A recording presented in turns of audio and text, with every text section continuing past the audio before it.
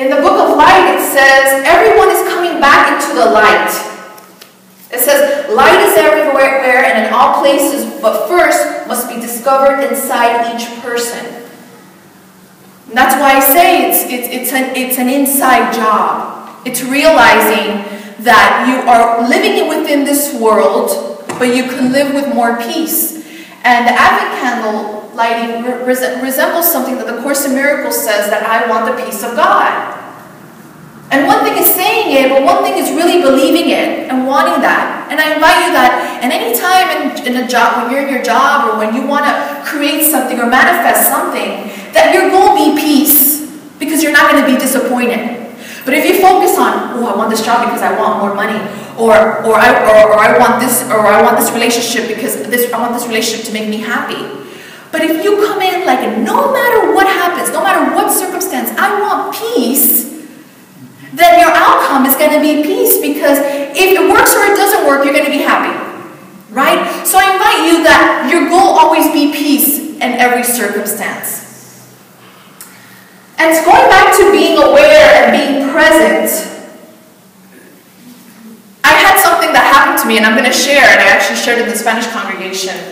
It's a story about when you're present, miracles happen.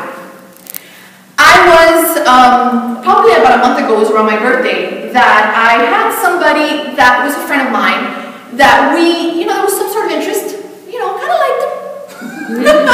Some sort of interest. And he lived in the Bay Area, and he was going to come visit me to take me to dinner, and we were going to go dancing salsa for my birthday, and I was excited. Girls, how are we not going to be excited by this, right? I'm just excited. So I'm in class, and he texts me like, it was on a Thursday, and he was going to come on Monday to visit. And he texts me that he's not going to come because he has to go to work in Las Vegas or whatnot. Automatically, I got disappointed. I have to say, no matter how spiritual I am, I do get disappointed, and people that tell you they don't, they do, okay? I was disappointed. I was really down. I was kind of sad. So I get in the car, and I feel this sadness, right? But I start to recognize, and I'm aware that this sadness is coming from a conditioning. It's coming from automatic pilot. It's coming from a way of being from my past. David talks about how the foolish storytellers always wants to focus on the past and the future, not in the present. So at that moment, I started to become very queenish. I was becoming the queen, and I was starting to feel that I was coming from automatic suffering mode. And I kind of started, it's not an out-of-body experience, it wasn't like that, it was just like a feeling, a sense that I was going to just automatically suffer now, and I didn't have to. But since this person is doing this to me, I'm supposed to suffer, right? I'm supposed to cry. So what I'm doing now is I'm trying to cry. Because I'm supposed to suffer because this person did this, right? So I'm like, I swear, and I told the congregation this, I'm trying to push a tear, I'm trying to cry in the car, and I can't cry. And I can't cry because what it is that when you are aware that you're going into suffering mode, you go like, boom, to the storyteller, and it runs away. It has nowhere to, it just goes away because it has nowhere to be in your consciousness. And that's what happens, and then the Holy Spirit rises up, and then I start cracking up in the car. I start laughing because I start thinking that whatever's going on with him is the highest and best for him, and it's the highest and best for me. And for some reason, he lives in the Bay Area, and I live in Los Angeles, and it's just perfect just the way it is. So I just gave it up, and there was a miracle. And the reason I share that is because when we are here and now, and we are present, we have the opportunity to see what thought system we are choosing. And if we're choosing Holy Spirit, we're in peace. And if we're not feeling so good, we know that a foolish, storyteller is messing with us. So it's important. That's the message that I want you to go with today, is that whenever you are in any circumstance, to be just aware of your thought system, which one you're choosing. Because that was very big for me. What I love in the book, it also says, questions are very helpful to the sincere. In the book of Light, it says, and then it says, you must be sincere in heart to enter the light. And it's important to be sincere, especially now, on going into Christmas and going into, buying gifts and all these things, it's important to go within and cultivate that infinite light and give that gift to yourselves. Talking about Christmas, which I want to talk a little bit about, Jesus was born, as we all know, in Bethlehem. And the Romans, I think, what happens is in the village, it was filled because everybody had to go to their homes, and it was a very, very busy night. So Jesus went to a home, and they said, well, all we have is this manger, so if you want to go back there, and Jesus could be born there. Well, since here in Unity, we like to do all the stories metaphysically, right? We like to talk, say it in a metaphysical way. What that represents, when Jesus is born in the manger, and he's born in the box where, the animals eat from, he wasn't born like in a luxurious, wonderful story or anything. It didn't even exist at the time, but I'm saying he was born in, a place that's not, luxurious. He was born there, right? What that represents is that no matter what's going on in your life, what scarcity is going on in your life, no matter if your job is not, at the level you want it to be, or maybe your bank account doesn't have as much money as you want, or maybe you don't have the relationship you want. It doesn't matter, because in that moment, you can always be born again within that strife. And that's what Jesus is teaching us, that he wasn't born in a luxurious place. He was born where he was, with the hay, with the animals, might have been cold, I don't know, but he was born in that space. So what I'm trying to say is that no matter what space you're in, you can be born there again.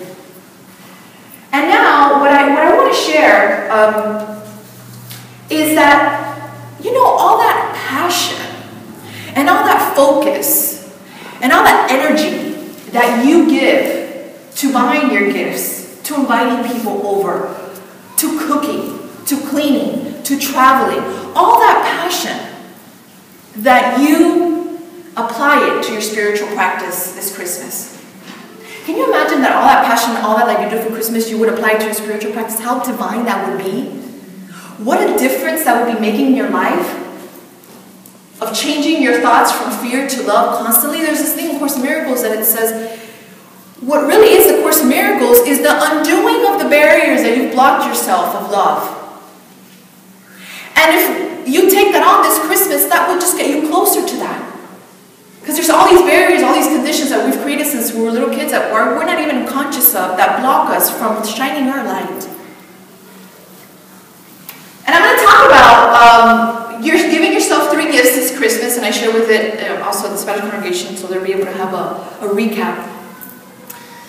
The 3 kings went to Jesus, and he gave them 3 gifts, right? It was gold, frankincense, and myrrh.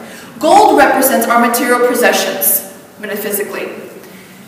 Frankincense represents prayer and rise in consciousness, because as the incense goes up, there's a rise in consciousness, right? And then myrrh represents death, which they use to conserve their bodies. So I invite you this Christmas to give these 3 gifts to yourself as well, as this is as a guide. Use your material possessions this Christmas. For instance, maybe use your car to drive somebody to work. Or maybe donate some clothes. I have like 3 bags of clothes I'm going to give away now. Or do the can drive. Or go to your community and serve.